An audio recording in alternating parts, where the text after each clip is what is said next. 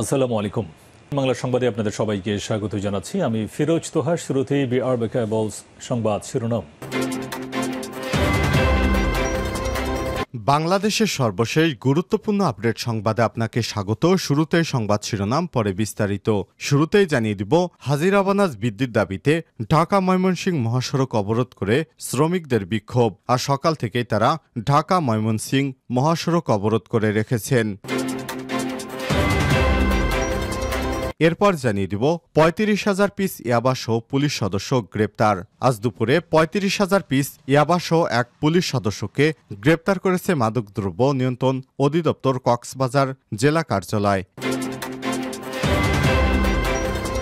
এবারে জানাবো, ভারতে ইলিশ রপ্তানি অন্তর্বর্তীকালীন সরকারকে লিগ্যাল নোটিশ।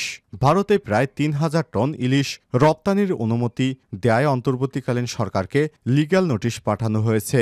আজ সুপ্রিম কোর্টের আইনজীবী মোহাম্মদ মাহমুদুল হাসান এ নোটিশ পাঠান। জানিয়ে দিব, প্রধান উপদেষ্টার সঙ্গে সেনাপ্রধান জেনারেল ওয়াকারুজ্জামানের সৌজন্য সাক্ষাৎ। এদিকে হত্যা মামলায় সাবেক অ্যাটর্নি জেনারেল মেহেদী হাসান গ্রেপ্তার। রাজধানীর আদাবর থানা একটি হত্যা মামলায় সাবেক অতিরিক্ত অ্যাটর্নি জেনারেল ব্যারিস্টার মেহেদী হাসান চৌধুরীকে গ্রেপ্তার দেখানোর নির্দেশ দিয়েছে আদালত। এবং সর্বশেষ জানিয়ে দিব, ৩.৫ মাস পর ঢাকা বিশ্ববিদ্যালয়ে ক্লাস শুরু। প্রায় ৩.৫ মাস বন্ধ থাকার পর অবশেষে আজ ২২শে সেপ্টেম্বর থেকে ঢাকা বিশ্ববিদ্যালয়ের ক্লাস শুরু হয়েছে। প্রিয় দর্শক, এতক্ষণ শুনছিলেন সংবাদ শিরোনাম, এবারে বিস্তারিত।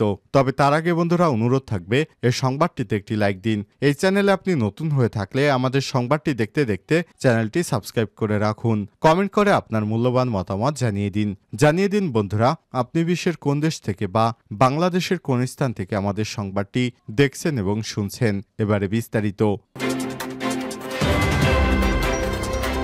ঢাকা ময়মনসিংহ মহাসড়ক অবরোধ করে শ্রমিকদের বিক্ষোভ। গাজীপুর সদর উপজেলার বাগেরবাজার এলাকায় হাজিরা বোনাস বৃদ্ধির দাবিতে ঢাকা ময়মনসিংহ মহাসড়ক অবরোধ করে বিক্ষোভ করছেন কারখানার শ্রমিকেরা। রোববার ২২শে সেপ্টেম্বর সকালে তারা বিক্ষোভ শুরু করেন। জানা গেছে, বিভিন্ন সময় গাজীপুর সদর উপজেলার বাগেরবাজার এলাকার মণ্ডল ইন্টিমিটস লিমিটেডের শ্রমিকেরা হাজিরা বোনাস বৃদ্ধির দাবি জানিয়ে আসছিলেন। রোববার সকালে তারা কারখানায় এসে কাজে যোগদান না দিয়ে হাজিরা বোনাস বৃদ্ধির দাবি জানিয়ে বাগেরবাজার ঢাকা ময়মনসিংহ মহাসড়কের ঢাকাগামী এবং ময়মনসিংহগামী উভয় লেন দখল করে এতে মহাসড়কে যানজটের সৃষ্টি হয়। দুর্ভোগে পড়েন সাধারণ যাত্রীরা। পরিস্থিতি নিয়ন্ত্রণে সেনাবাহিনীর সদস্যরা এবং শিল্প পুলিশ কাজ করছে। অপরদিকে রোববার ২২শে সেপ্টেম্বর সকাল থেকে গাজীপুর শ্রীপুর উপজেলার নতুন বাজার এলাকার অ্যাস্ট্রোটেক্স লিমিটেডের শ্রমিকেরা ন্যূনতম হাজিরা বোনাস ১,০০০ টাকা এবং টিফিন বিল বৃদ্ধি সহ গ্রেড অনুযায়ী বেতন বৃদ্ধির দাবি জানিয়ে কর্মবিরতি পালন করছেন। এ নিয়ে শ্রমিকদের সঙ্গে মালিকপক্ষের আলোচনা চলছে। শিল্প পুলিশের শ্রীপুর ক্যাম্পের সহকারী পুলিশ সুপার SM আজিজুল হক বলেন, দুটি কারখানার শ্রমিকেরা আন্দোলন করছে। এর মধ্যে হাজিরা বোনাস বৃদ্ধি দাবি জানিয়ে মণ্ডল ইন্টিমিটস লিমিটেড শ্রমিকেরা ঢাকা ময়মনসিংহ মহাসড়ক অবরোধ করে রেখেছেন। আমরা দুটি কারখানার কর্তৃপক্ষের সঙ্গে আলোচনা করেছি, দ্রুত সময়ের মধ্যে পরিস্থিতি স্বাভাবিক হবে। ৩৫,০০০ পিস ইয়াবাসহ পুলিশ সদস্য গ্রেপ্তার। ৩৫,০০০ পিস ইয়াবাসহ এক পুলিশ সদস্যকে গ্রেপ্তার করেছে মাদকদ্রব্য নিয়ন্ত্রণ অধিদপ্তর কক্সবাজার জেলা কার্যালয়। গত শনিবার রাত ৮টার দিকে মাদকদ্রব্য নিয়ন্ত্রণ অধিদপ্তরের সহকারী পরিচালক মোহাম্মদ সিরাজুল মোস্তফার নেতৃত্বে একটি টিম তাকে আটক করেছে। মাদকদ্রব্য নিয়ন্ত্রণ অধিদপ্তরের একটি সূত্র কালবেলাকে এসব তথ্য নিশ্চিত করেছেন। ওই পুলিশ কর্মকর্তার নাম জাহাঙ্গীর আলম। তিনি পুলিশের কনস্টেবল পদে ঢাকা জেলা কোর্টে কর্মরত ছিলেন। এর পূর্বে ওই পুলিশ কর্মকর্তা দীর্ঘদিন কক্সবাজারের কুতুপালং শরণার্থী ক্যাম্পে এপিবিএন সদস্য হিসেবে কর্মরত ছিলেন। জানা গেছে, কক্সবাজার সদরের জিলজ্জায় সিএনজিতে করে ইয়াবা বহন করে নিয়ে যাওয়ার সময় তাকে গ্রেপ্তার করেছে মাদকদ্রব্য নিয়ন্ত্রণ অধিদপ্তর। এরপর তার সঙ্গে থাকা ব্যাগ থেকে প্রায় ৩৫,০০০ পিস ইয়াবা উদ্ধার সহ হাতে নাতে তাকে গ্রেপ্তার করা হয়। ইয়াবা পরিবহনে সহযোগিতার অপরাধে সিএনজি চালিত অটোরিকশা চালক শামসুল আলম ৩২কেও আটক করা হয়েছে। ভারতে ইলিশ রপ্তানি অন্তর্বর্তীকালীন সরকারকে লিগ্যাল নোটিশ। ভারতে ৩,০০০ টন ইলিশ রপ্তানির অনুমতি দেয় অন্তর্বর্তীকালীন সরকারকে লিগ্যাল নোটিশ পাঠানো হয়েছে। রোববার ২২ সেপ্টেম্বর সুপ্রিম কোর্টের আইনজীবী মোহাম্মদ মাহমুদুল হাসান এই নোটিশ দেয়। এতে বাণিজ্য মন্ত্রণালয়ের সচিব, মৎস্য এবং প্রাণী সম্পদ মন্ত্রণালয়ের সচিব, জাতীয় রাজস্ব বোর্ডের চেয়ারম্যান এবং আমদানি রপ্তানি কার্যালয়ের প্রধান নিয়ন্ত্রককে বিবাদী করা হয়েছে। তারা জানতে চেয়েছে, বিগত দীর্ঘ সময় ভারতে ইলিশ রপ্তানি বন্ধ ছিল, কী কারণে তারা নতুন করে ভারতে আবার ইলিশ রপ্তানি করার অনুমোদন দিয়েছে। এ কারণে তারা ইলিশ রপ্তানির অনুমতি দেওয়ার কারণে অন্তর্বর্তীকালীন সরকার প্রফেসর ডক্টর মোহাম্মদ ইউনূসকে লিগ্যাল নোটিশ দিয়েছেন।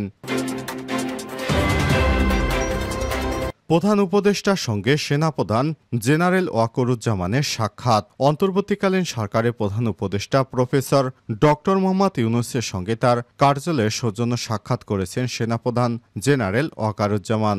রোববার ২২ সেপ্টেম্বর প্রধান উপদেষ্টার প্রেস উইং কর্মকর্তায় সব তথ্য জানিয়েছেন। তিনি জানিয়েছেন, অন্তর্বর্তীকালীন সরকারের প্রধান উপদেষ্টা প্রফেসর ডক্টর মোহাম্মদ ইউনূস জাতিসংঘের সম্মেলনে যোগ দিতে যাবেন।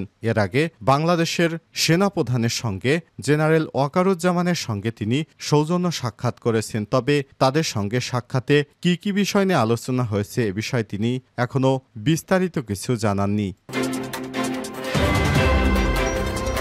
হত্যা মামলায় সাবেক অ্যাটর্নি জেনারেল মেহেদী হাসান গ্রেপ্তার।